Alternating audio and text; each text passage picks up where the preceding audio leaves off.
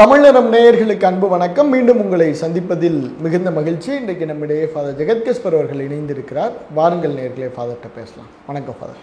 வணக்கம் ஃபாதர். தொடர்ந்து அமெரிக்க அதிபர் தேர்தல் தொடங்கி ட்ரம்புடைய செயல்பாட்டை குறித்து உங்களுடைய அந்த உரைகள், பேச்சு, நம்மளுடைய கலந்துரையாடல் அது நிறைய உலக நாடுகளால் கவனிக்கப்படுது. அந்த விதத்தில் ஃபாதர், இன்னைக்கு அவருடைய அதிபராகி கிட்டத்தட்ட அவர் பல நாட்கள் செவனே செய்திருக்கிறார். நிறைய முடிவுகள், நிறைய உரையாடல்கள், நிறைய அதிபர்களோடு சந்திப்பு. இந்த அவருடைய இந்த செயல்பாடுகளை நீங்கள் எப்படி ஃபாதர் அனுபவிக்கிறீங்க? பொதுவில் ட்ரம்ப் அவர்களை பற்றின ஒரு பார்வை என்பது, அவர் முன் கணிக்கப்பட முடியாதவர், அன்பிரடிக்டபிள், உணர்வு உந்துதலால் இயங்குகிறவர், இம்பல்சிவ். அவர் ஒரு உள்வாங்கிக் கொள்ளும் தன்மை உடையவர். உலக நாடுகளிலிருந்து அமெரிக்காவை தனித்து பிரித்தெடுத்து உலக நடப்புகளிலோ உலக பிரச்சனைகளிலோ தலையிட விரும்பாதவர். இப்படி பலவிதமான பார்வைகள் அவரை பற்றி இருக்கின்றன. தனி மனிதனாக அவருக்கு இது போன்ற தன்மைகள் இருந்தாலும் கூட ஓரிரு அடிப்படைகளை நாம் மறந்துவிடக்கூடாது. ட்ரம்ப் என்கின்றவர் ஒரு தனி மனிதர் அல்ல. இது மிக முக்கியமானது. அது அமெரிக்க வாக்காளர்கள், அமெரிக்க அறிவு சமூகம், அமெரிக்காவில் நீண்டு நிலை பெற்ற வெள்ளை சமூகம், இந்த சமூகங்களினுடைய எண்ண ஓட்டங்களினுடைய ஒரு வெளிப்பாடு என்று என்பதை நாம் கவனிக்க தவறிவிடக்கூடாது. இரண்டு மிக முக்கியமாக நாம் பார்க்க வேண்டியது என்னவென்றால்,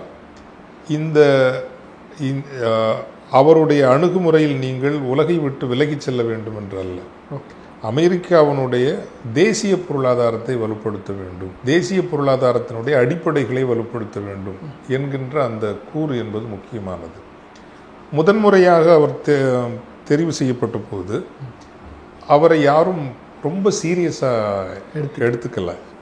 ஆனால் இந்த முறை சீரியஸாக எடுக்கிறீங்களோ இல்லையோ, அது தவிர்க்கப்பட முடியாதது ஆகிறது. அதற்கும் பல காரணங்கள் உண்டு. ஒன்று, politically he is very powerful.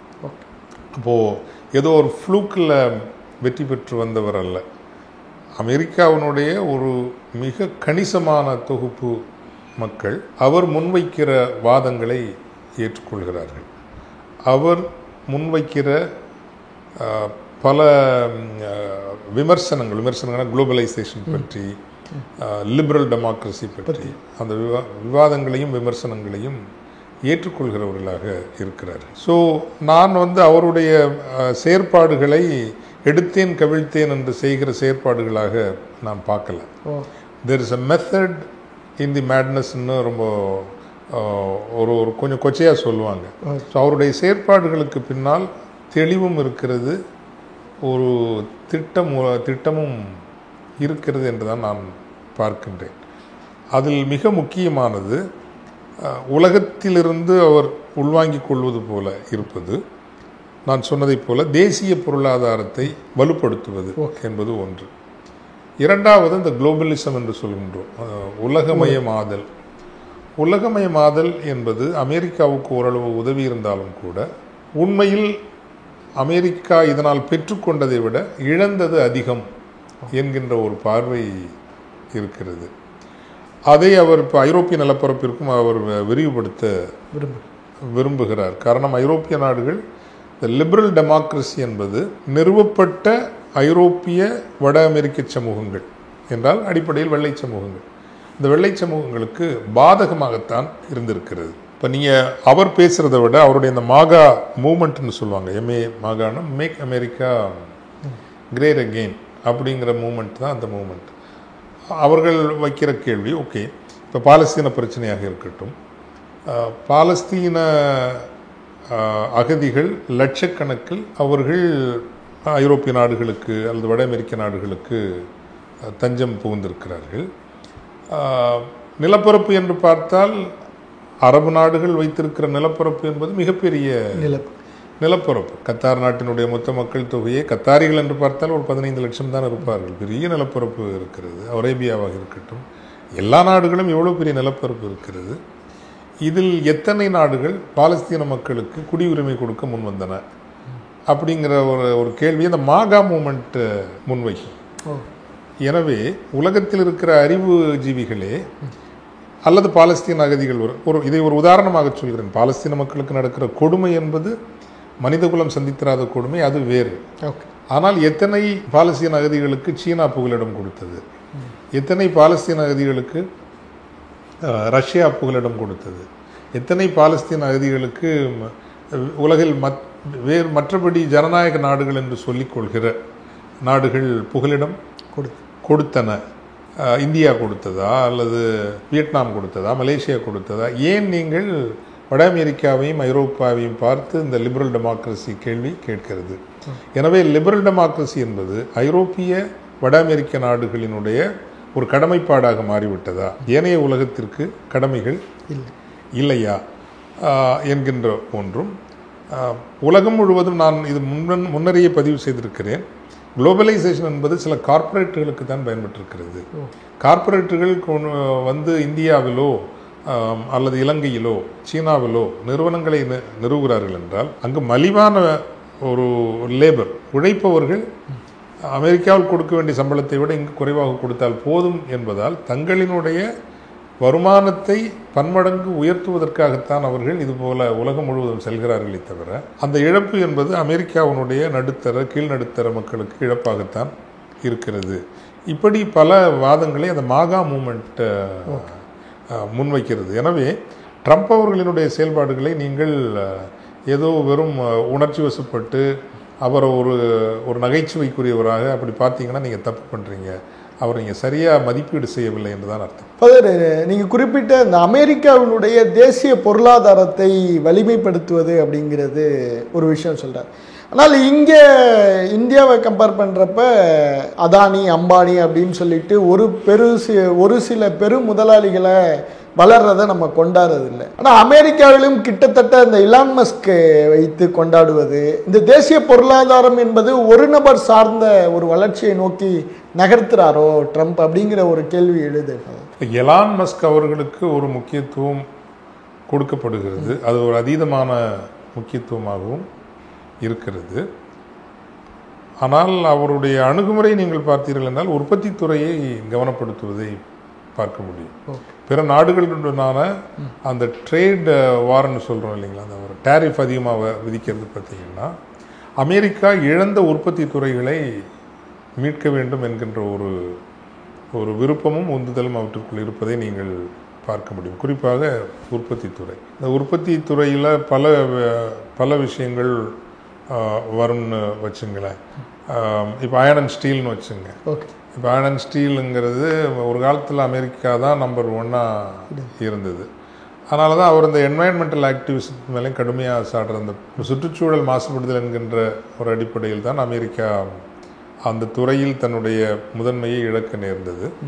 So அதனால் கனடா மீதோ ஏனைய நாடுகள் மீதோ அயர்ன் அண்ட் ஸ்டீல் இம்போர்ட்டுக்கு வெளியேந்து வரணும்னா டேரிஃப் அதிகமாக விதிக்கிறத நீங்கள் பார்க்க முடியும்.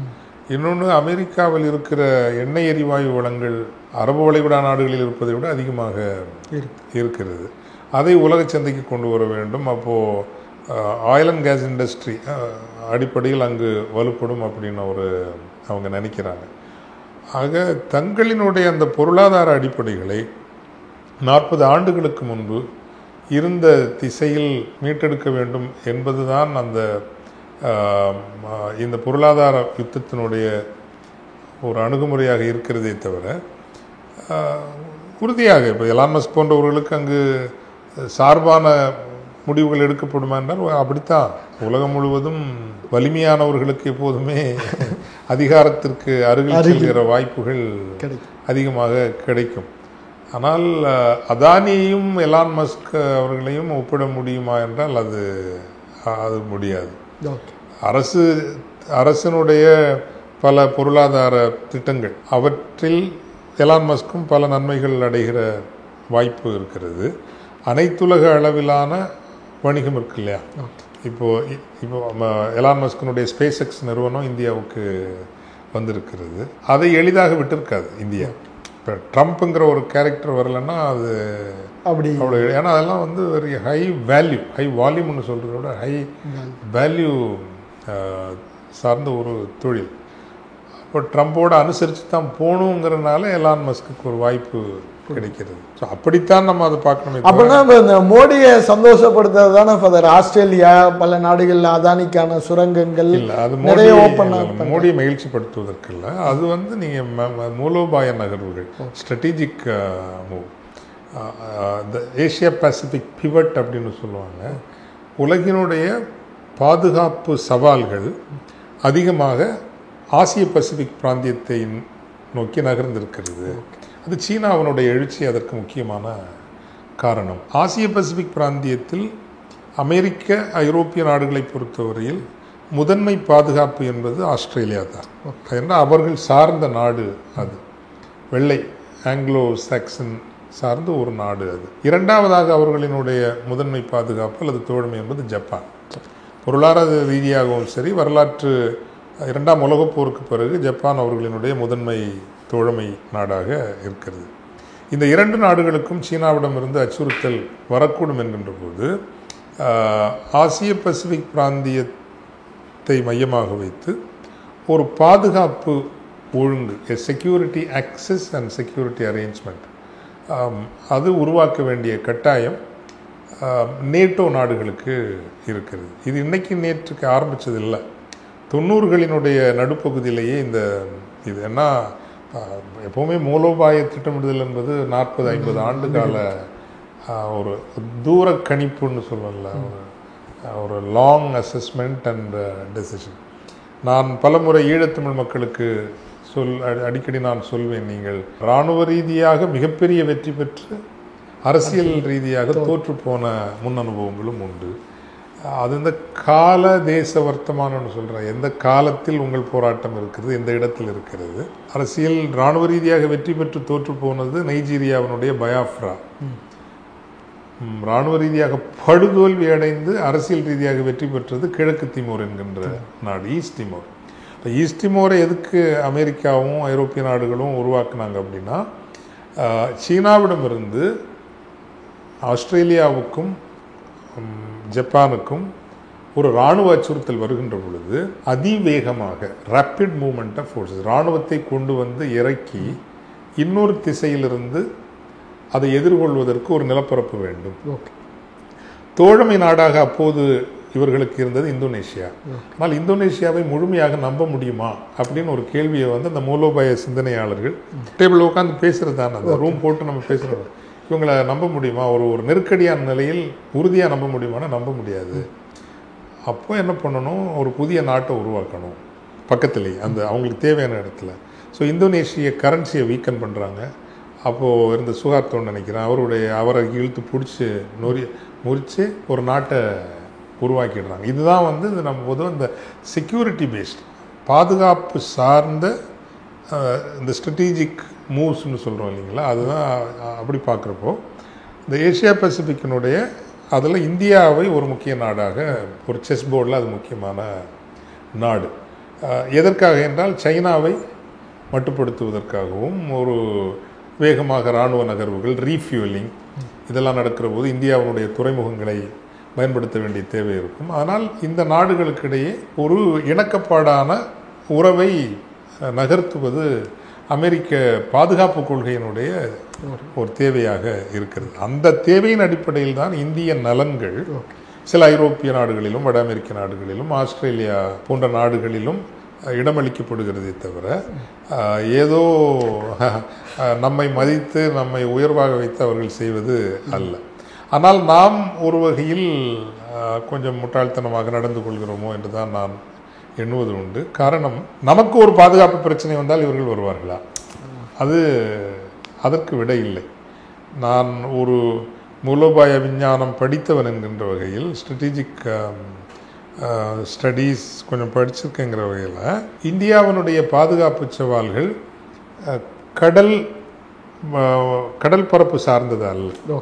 கடல் பரப்பிலிருந்து நமக்கு பேராபத்துக்கள் பெரிதாக இல்லைன்னு முற்றிலும் இல்லைன்னு சொல்ல முடியாது, ஆனால் பெரிதாக இல்லை, அதை நாம் சமாளித்துக் கொள்ளலாம். ஆனால் நமது பாதுகாப்பு சவால்கள் எல்லாமே நிலப்பரப்பு சார்ந்தவை, கான்டினென்டல் சொல்லுவோம். ஸோ அப்போது கான்டினென்டல் நீங்கள் பார்க்குறப்போ நமக்கு சிக்கல் பாகிஸ்தானிடம் இருந்து இருக்கிறது, ஆப்கானிஸ்தானிடமிருந்து இருக்கிறது, சீனாவிடமிருந்து இருக்கிறது. ஏற்கனவே 2 ஆண்டுகளுக்கு முன்னால் அந்த கால்வான் ஹைட்ஸ்ன்னு சொல்லுவோம் இல்லைங்களா, கேரள மாநில அளவுக்கான நிலப்பரப்பை சீனா பிடிச்சி தான் வச்சுருக்குது இப்போவும். ஆனால் இங்கே இருக்கக்கூடிய ஆர்எஸ்எஸ் குழலூதும் ஊடகங்கள் அதை வெளியே சொல்கிறது இல்லை. இதே இது காங்கிரஸ் டைம் நடந்திருந்தால் உண்டு இல்லைன்னு பண்ணி ஆட்சியே இல்லாமல் பண்ணியிருப்பாங்க. அப்போது சீனாவிடம் இருந்தும் அல்லது இணைந்து பாகிஸ்தான், சீனா இவையெல்லாம் இணைந்து நமக்கு ஒரு அச்சுறுத்தல் வந்தால் அந்த இடத்தில் ஐரோப்பிய, வட அமெரிக்க நாடுகள் நமக்கு உதவியாக வந்து நிற்பார்களா என்றால் நிற்க மாட்டார்கள் என்பதுதான் என்னுடைய ஒரு எண்ணம். எனவே தான் நாம் சீனாவை முற்றாக பகைத்து கொண்டு அவர்கள் நகர்த்துகின்ற அந்த மூலோபாய திட்டத்துக்கு நாம் முற்றிலுமாக சென்றுவிடக்கூடாது என்பதுதான் என்னுடைய கருத்து. ஃபாதர், இன்னொரு போன காணொலியில் நீங்கள் குறிப்பிட்டிருந்தீங்க, ட்ரம்புடைய இந்த போர் சார்ந்த நடவடிக்கைகள், அதாவது போரில் ஒரு அமைதியை கொண்டு வரணும் அப்படிங்கிற அவருடைய செயற்பாட்டை நீங்கள் வெகுவாக பாராட்டுனீங்க. ஆனால் சமீப 1 வார காலமாக இஸ்ரேலில் மீண்டும் அந்த தாக்குதல் தொடங்கிட்டாங்க. இந்த அமைதி பேச்சுவார்த்தைக்கான ஒரு பக்கம் ரஷ்யா உக்ரைனுக்கான அமைதி பேச்சுவார்த்தை இருந்தாலும் இன்னொரு பக்கம் இஸ்ரேல் திரும்ப தாக்குதலை தொடங்கிட்டாங்க. இது எப்படி ஃபாதர் நம்ம உள்வாங்கிக்கிறது? அதாவது இஸ்ரேல் செய்வது மனிதகுலத்திற்கு எதிரான ஒரு, அதை நினச்சி பார்க்க முடியல, அந்த அளவுக்கு மிக கொடுமையாக நடந்து கொள்கிறது. அதில் அமெரிக்காவினுடைய ஆதரவு என்பதும் நமக்கு பெருத்த ஏமாற்றமாகத்தான் இருக்கிறது. ஆனால் அது ஒன்று, அதை கடந்து இப்போ உக்ரைன் போர் விஷயத்திலெல்லாம் போர் நிறுத்தப்படுவதிலும் சரி, ஏனைய பகுதிகளில் புதிய போர்களில் அமெரிக்கா ஈடுபட போவதில்லை என்பதாக இருக்கட்டும், ஐரோப்பிய நாடுகளுக்கு அமெரிக்கா கொடுக்கின்ற உங்களினுடைய பாதுகாப்புக்கு நாங்கள் உத்தரவாதம் அல்ல, இப்படிப்பட்ட முடிவுகளில் எப்போதுமே ஒரு பாசிட்டிவ் இது இருக்கும், நெகட்டிவ் இதுவும் இருக்கும். நீங்கள் காத்திருந்து பாருங்கள், ஐரோப்பிய நாடுகள் மிகப்பெரிய அளவில் இராணுவத்திற்கு செலவிடப் போகின்றன. 2ஆம் உலகப் போருக்கு பிறகு இன்று வரை அது அவங்க ரொம்ப ஒரு மெத்தனமாக இருப்பாங்கல்ல, எந்த அச்சுறுத்தல் வந்தாலும் அமெரிக்கா எங்களை பார்த்து கொள்ளும், பாதுகாத்து கொள்ளும், இனி அது நிகழப்போவது இல்லை அப்படிங்கிற ஒரு எண்ணம் அவர்களுக்கு வருகிறது. தேசிய இராணுவங்களை உருவாக்க வேண்டும் அப்படிங்கிற, இப்போ கூட நேற்று முன்தினம் ஜெர்மன் நாடு இராணுவ நிதி ஒதுக்கீட்டை, இராணுவத்திற்கான நிதி ஒதுக்கீட்டை பெரிய அளவில் உயர்த்தி இருக்கிறது. அமெரிக்கா இதை விரும்புகிறது. அதான் முக்கியமானது என்னென்னா, அதை விரும்புகிறது. காரணம், அந்த வெள்ளை இனத்தவர்கள் சார்ந்த நாடுகள் தேசிய அரசுகளாகவும் தேசிய பொருளாதாரங்களாகவும் மாற வேண்டும் அப்படின்னு அவங்க நினைக்கிறாங்க. ஸோ இப்போ அமெரிக்காவினுடைய இந்த போர் நிறுத்தக்குள்ளேயே ஊருக்கு உலகத்துக்கெல்லாம் போகக்கூடாதுங்கிறதோ, அது முற்றிலும் ஏதோ அமைதியை தேடுகின்ற ஒரு கொள்கை என்று நாம் எடுத்துக்கொள்ளக்கூடாது. இப்போ ஜேடி வான்ஸ் அவர்கள் 3 வாரங்களுக்கு முன்பு ஐரோப்பாவுக்கு வந்திருந்தார். அப்போ உங்களை டிஃபெண்ட் பண்ணணும்னா எதுக்காக டிஃபெண்ட் பண்ணணும், ஒய், என்ன காரணங்களுக்காக உங்களை டிஃபெண்ட் பண்ணணும்? டிஃபெண்ட் பண்ணுற மாதிரி நீங்கள் ஒன்றும் வச்சுருக்க இல்லையே. அதுக்குள்ளே இருக்கிற செய்தி என்னென்னா, நீங்கள் உங்களுடைய தேசிய அடையாளத்தை இழந்து விட்டீர்கள். நீங்கள் உங்களினுடைய சமூக கட்டமைப்பு, குடும்ப அமைப்பு எல்லாவற்றையும் அதெல்லாம் இழந்துட்டீங்க. எதுக்கு நாங்கள் உங்களை டிஃபெண்ட் பண்ணணும் அப்படிங்கிற செய்தி இருக்கிற போது, நீங்கள் பழைய ஐரோப்பாவாக மாறுங்கள் என்கின்ற அழைப்பு தான் அதற்குள் இருக்கிறது. ஆதலால் அந்த ஒரு லிபரல் டெமோக்ரஸிக்கு நீங்கள் ஒரு செட்பேக்காக, நீங்கள் அதை பீஸ்க்கான ஒரு நாட்டம் என்பதை விட தேசிய அரசுகள், நேஷ்னல் கவர்மெண்ட்ஸ், இந்த நேஷ்னல் கவர்மெண்ட்டுங்கிறது இப்போ இந்தியாவில் இருக்கீங்களா, இட்ஸ் நேஷ்னல். அதுபோல் நீங்கள் ஐரோப்பிய நாடுகளும் கனடா, அமெரிக்க நாடுகளும் அது குடியேறிகளினுடைய நாடாக மாறிவிடக்கூடாது. அமெரிக்கர்களே குடியேறி வந்தவர்கள் அது வேறு, ஆனால் அந்த நாட்டை நன்றாக கட்டியெழுப்பினார்கள், அதையும் நம்ம மறுக்க முடியாது. ஸோ இமிகிரன்ஸினுடைய ஒரு நாடுகளாக மாற முடியாது, மாறக்கூடாது. அது அடிப்படையில் வெள்ளையர்களினுடைய நாடுகளாக இருக்க வேண்டும் என்கின்ற ஒரு உள்ளோட்டம் தான். அதற்கு இப்பொழுது ஒரு அரசியல் ஆதரவும் மக்களிடமிருந்து கிடைத்திருக்கிறது. அந்த ஆதரவு பெருகியும் வருகிறது. காரணம், அவர்கள் முன்வைக்கின்ற வாதங்கள் அந்த ஒரு தேசியவாதத்தை மக்கள் போய் அப்படி அப்படி பற்ற வைப்பதாக இருக்கிறது. பதர், இந்த தொடர்ச்சியான ட்ரம்ப்புடைய செயல்பாடுகள் இனி வரும் காலங்களில் எந்த மாதிரியான தாக்கத்தை ஏற்படுத்தும்? செட்பேக் டு லிபரல் டெமோக்ரஸி, அதில் ஒன்றும் சந்தேகம் இல்லை. இப்போது நான் அடிக்கடி சொல்வது உண்டு இல்லைங்களா, அண்டை நாடு இலங்கை, அங்கு தமிழர்கள் எல்லாம் அப்பொழுக்கற்ற சைவ இந்துக்கள் தான். 80% பேர் ஒரு இந்த நாட்டுக்கு தான் வந்தார்கள். இந்த நாட்டிற்கு அகதிகளாக வந்தவர்கள் இன்றும் அகதிகளாகத்தான் இருக்கிறார்கள். 83லேருந்து 25ன்னா நீங்கள் பாருங்கள், 42 வருஷம் ஆயிடுச்சு. 42 ஆண்டுகள் இந்துக்களாக வந்தோம், தமிழர்களாக வந்தோம். தமிழ்நாட்டில் அவர்கள் அகதிகளாகத்தான் இருக்கிறார்கள். ஆனால் அந்த லிபரல் டெமோக்ரஸி அடிப்படையில் அது ஐரோப்பிய மறுமலர்ச்சி சிந்தனைகளிலிருந்து வருவது. இட்ஸ் ஒரு internal progressive movement from within Christian church. நீங்கள் எடுத்துக்கலாம், வந்து கிறிஸ்தவம் தந்த கொடைகளில் ஒன்று என்றால் மறுமலர்ச்சி. அது கிறிஸ்தவத்திற்கு உள்ளிருந்து பிறந்த கலகம். ஸோ அந்த மறுமலர்ச்சியினுடைய கனியாகத்தான் ஒரு ஜனநாயகம் என்பது, இன்று இருக்கக்கூடிய ஜனநாயக ஒழுங்குகள் அதுக்குள்ளே இருந்து தான் வந்தது. அதனால்தான் இன்று ஐரோப்பிய வட அமெரிக்க நிலப்பரப்புகளுக்கு சென்ற ஈழத்தமிழ் மக்கள் ஒரு தலைமுறை காலத்திலேயே பெரிய உயரங்களுக்கு வளர்ந்திருக்கிறார்கள். அல்லது இந்தியாவினுடைய சமகால வளர்ச்சி என்பது அமெரிக்காவுக்கு சென்று அங்கு இருக்கிற பல்கலைக்கழகங்கள் படித்து, அங்கு சிலிக்கன் வேலியில் பெரிய வேலைகள் பெற்று, அதனால் வந்து இங்கேயும் ஒரு இன்ஸ்பிரேஷன் வருது இல்லையா. இப்போ இந்தியாவினுடைய ரூபாய் இன்னைக்கு இவ்வளவாவது வலுவாக இருப்பதற்கு காரணம் அமெரிக்க ஐரோப்பிய நாடுகளிலிருந்து வரக்கூடிய அரபு வளைகுடா வரக்கூடிய பணம், அங்கு சென்ற நமது மக்கள் உழைத்து இங்கு அனுப்புகின்ற அந்த பணம் தான் ரூபாயினுடைய மதிப்பை தக்க வச்சு. அப்படி இல்லைன்னு வச்சுங்க, இன்றைக்கே ஒரு டாலருக்கு 80 ரூபா அடித்து சொல்கிறேன். ஒரு டாலருக்கு வந்து ஏறக்குறைய 1000 ரூபா 2000 ரூபான்னு நம்ம பொருளாதாரம் ஆயிருக்குன்னு வச்சுங்க. ஸோ அது வேறு கதை. ஸோ இதையெல்லாம் அனுமதித்த அல்லது அறிவு பகிர்தல், டெக்னாலஜி டிரான்ஸ்ஃபர், இதெல்லாம் நடந்ததுனால தான் வேகமாக பிற நாடுகளும் வளர முடிந்தது. சீனாவினுடைய லட்சக்கணக்கான இளையர்களை அமெரிக்கா அனுமதித்திருக்காவிட்டால், அவர்கள் ஹார்வர்ட், ஸ்டான்ஃபோர்ட், மாசச்சூட்ஸ் போன்ற பல்கலைக்கழகங்கள் படித்திருக்காவிட்டால் இன்று சீனா இவ்வளவு தொழில்நுட்ப வளர்ச்சியை அடைந்திருக்க முடியாது. அல்லது இன்னைக்கு டெக்னாலஜியில் வந்து அவங்க இப்போ டீப் சீக்காவுக்கு வந்து சேர்றாங்கன்னா அதுக்கெல்லாம் மூலமாக இருந்தது அந்த இன்ஸ்பிரேஷனுங்கிறது. இதெல்லாமே இந்த குளோபலிசம் அல்லது குளோபலைசேஷனுடைய கனிகள். அதெல்லாம் கொஞ்சம் தாமதப்படலாம். இனிமேல் இவ்வளவு சுலபமாக இன்னும் ஒரு 10 ஆண்டுகளில் நிலைமை இன்னும் மோசமாக மாறக்கூடும் அப்படின்னு நான் நினைக்கிறேன். ஆனால் இதற்குள்ளும் நம்ம எப்படி இதுக்குள்ளே நம்ம படகு ஓட்டுவது அல்லது கப்பல் ஓட்டுவது என்பது அது நம் கையில் தான் இருக்கிறது. ஐரோப்பிய நிலப்பரப்பில் டெக்னாலஜி டேலண்ட்ஸுக்கு ஒரு பெரிய டிமாண்ட் வரும். ஏன்னா பாதுகாப்புத்துறை சார்ந்த அந்த தொழில் நிறுவனங்கள் பெரிய ஒரு விரிவை காணப்போகின்றன. வளர்ச்சி என்பதை விட விரிவை காணப்போகின்றன. அதற்கு நிறைய ஹியூமன் கேபிட்டல், ஹியூமன் டேலண்ட்ஸ் தேவைப்படும்.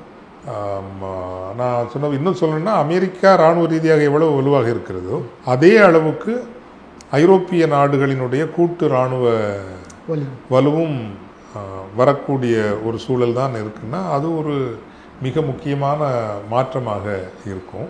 நமது விருப்பப்படி அந்த நாடுகளுக்கு செல்ல முடியுமான்னா முடியாது.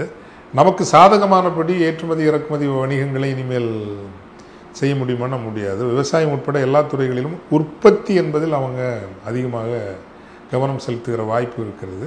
ஸோ இதுக்குள்ளே நம்ம எப்படி படகு ஓட்டுறதுங்கிறத நம்ம தான் சிந்திக்கணும்.